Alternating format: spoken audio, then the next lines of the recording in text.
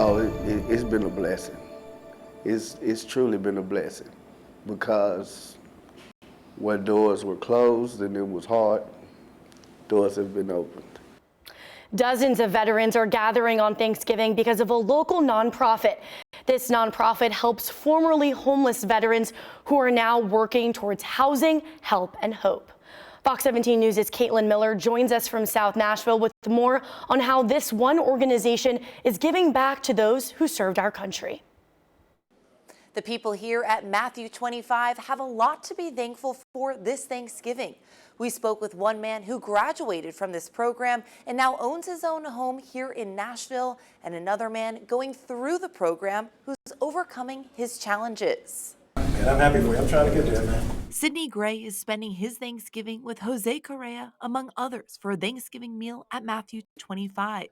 Gray has graduated from the Matthew 25 program, and Correa is currently in the program. I was down once, and now things are better for me. I like to help things be better for people who need it. Gray served for 4 years in the U.S. Navy. He struggled adapting back to civilian life.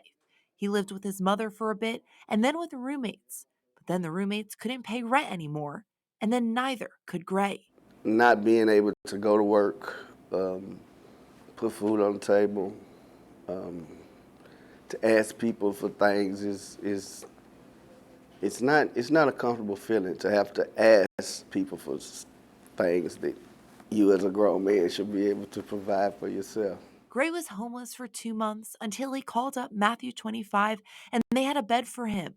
Gray says this program helped him get a job and get the resources he needed to get back on his feet. I'm working a full-time job. I'm a homeowner, and I come back here and I visit the people. It's nice. I'm moving forward. Gray is a full-time carpenter and owns a home in South Nashville. But he continues to stay connected with this community, which is why he's back hanging out with Correa and other friends today. I see myself going forward. There have been vast improvements since I've been here. I would have spent Thanksgiving alone, and I have actually made friends here. Correa served in the U.S. Army for 8 years. He ended up getting arrested for his anger issues, which then led him to getting evicted from his home. People look at you as if you're not a part of, society.